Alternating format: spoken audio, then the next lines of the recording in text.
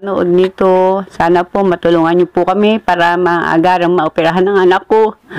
Kasi po talaga pong nahirapan na po siya Sana po matulungan niyo po kami kung sino man pong may magandang puso na matutulong sa amin kasi naawa na po ako sa anak ko. Lumalaki na po yung sugat niya sa ilong. Tapos marami na pang lumalabas na mga insekto. So for today's video mga idol, may tutulungan po tayo. So pupunta po tayo dito sa isang bahay po. Nag-comment kasi sila doon sa video natin. So yun napansin natin, aalamin natin kung ano yung kalagayan ni kuya, kung ano yung sakit niya. So ito po yung bahay nila.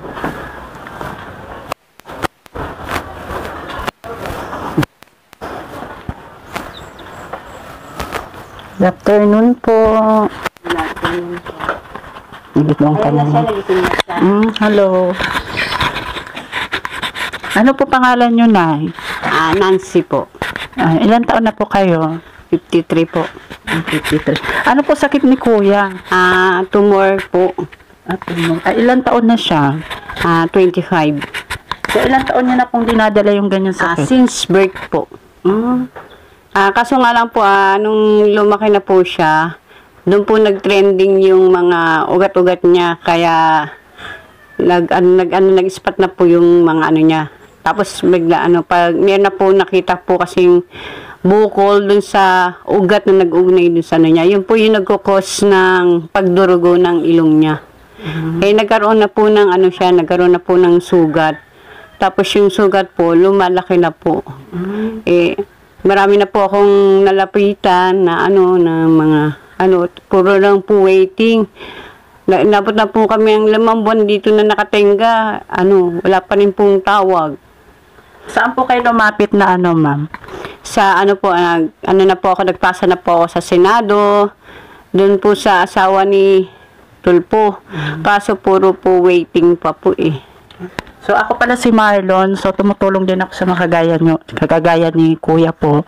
So napansin ko lang kasi yung comment nyo doon sa video ko. So, may kunting tulong kami sa inyo, may grocery at saka yung gasa po. Na ibibigay kami mamaya.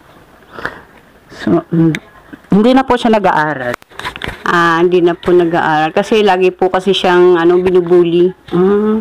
Pero nakatungtong naman po siya ng hanggang grade 10.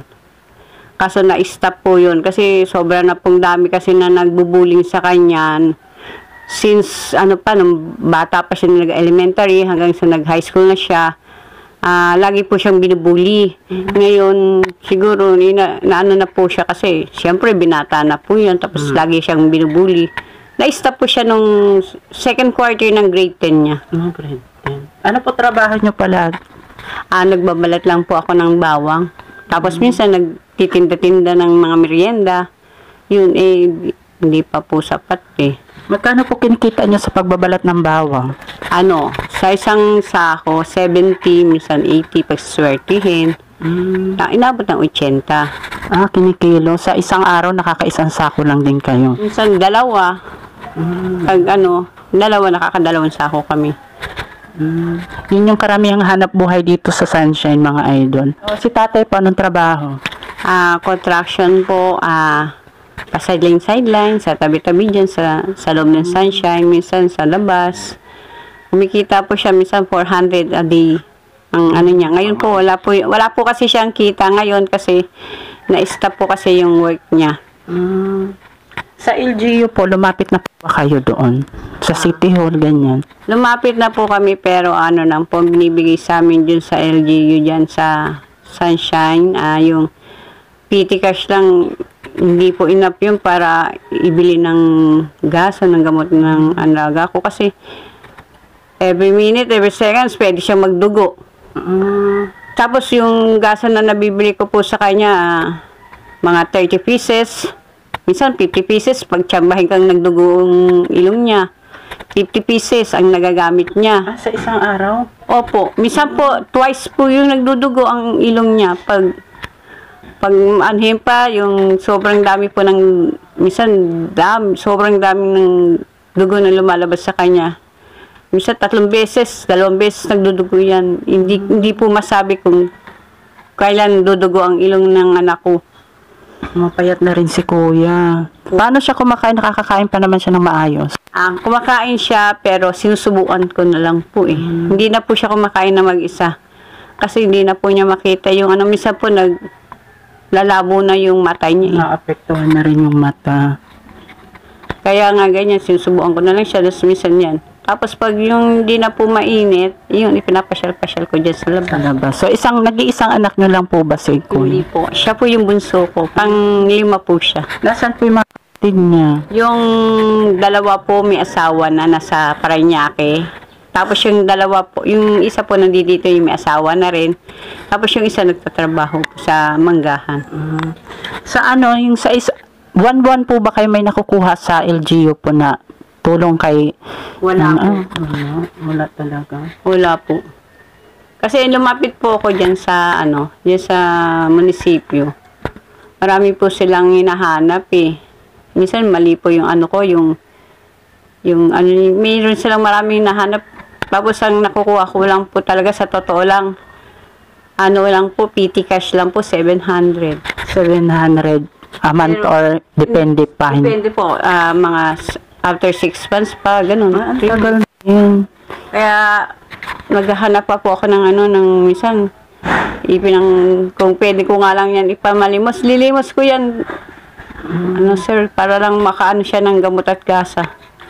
Anong gamutan? May gamutan din siya. Anong gamot ang iniinom niya, Nay? Celecoxib tsaka tramadol. Pero meron siyang bago ngayon eh. Iniinom. Tapos pero malimit yung inumin na lang ngayon, yung tramadol kasi doon lang tramadol tsaka yung celecoxib kasi yun po yung parang gusto niyang inumin. Pero yung iba po kasi parang hindi naman po kasi umi-effective. Madali lang siyang kunyari mga 3 hours lang babalik na naman uli ang kirot. Masakit talaga yan. Since birth pa pala siya. Ang laki na po yung sugat niya sa ganito niya po. Lumalaki po. Kaya napura na nga po kami ng doktor na maoperahan siya. Kaso wala pa po kami. Magkano daw po yung gagastos pag naoperahan siya? 1M po eh. Mahal din pala mga idol. Tapos napakainit pa po dito na wala kayong electric fan. Wala po rin kaming kuryente. Wala rin palang kuryente sila nanay mga idol. So nagtitiis na sila dito, sobrang init po. Lalo na ngayon summer po. Wala pong nag-aano sa amin ng mga kapitbahay namin makabitan kami. Kaya nagtitiis lang po kami dito. Pinapaypayan ko na lang siya pag naiinitan siya. Sobrang init mga idol. Tapos luma na rin yung higaan ni kuya. So babalik-balikan na lang po namin kayo dito na ha. Pero sa ngayon po may ibibigay kami kunting tulong. So may mga gasa po yan tsaka grocery, may mga gatas. Makakatulong din po sa inyo. Maraming salamat po. Ayan po. Ano po masasabi nyo sa mga natin, supporter po? Baka may sakaling tumulong sa inyo po. Sana po, sino po makakanood nito, sana po matulungan niyo po kami para maagarang maoperahan ng anak ko. Kasi po talaga pong nahirapan na po siya eh.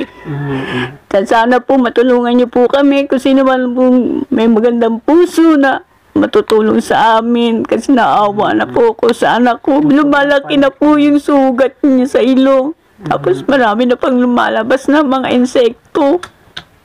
Kaya sana po kung sino talagang may magagandang puso niya na tumulong sa amin para maoperahan na agaran yung anak ko. Maawa naman na po kayo sa anak ko. So ayan po mga idol, ito yung kalagayan ni kuya. Sobrang nakakaawa po, sobrang payat na rin. Maraming salamat sa inyo po. Sa tulong niyo po. Sa ngayon, bibigyan kita na ng grocery. Tapos, babalik-balik na lang din kami dito. So, yan, sa mga gustong tumulong po, mag-comment na lang po kayo dyan. Pwede po tayo mag-tumulong. Nandito lang po sila sa SM Martires po sa Cavite. So, Barangay Cabuco, Sunshine, Bill. So, yan. Babalik-balikan na lang po natin dito para alamin yung kalagayan ni Kuya at ng bahay nila. Yan po. Maraming salamat po sa tulong niyo, Sir Marlon. Babalik-balik na lang po kami dito. Ito po yung grocery natin. Tapos may mga gasa po yan dyan. Yan, malaking tulong po yan sa kanya. So babalikan na lang po natin ulit dito sila kuya at saka si nanay. So yun sa mga idol. So sana tulungan po natin sila kahit sa konting paraan lang ay malaking tulong na po yan. Yan, salamat po.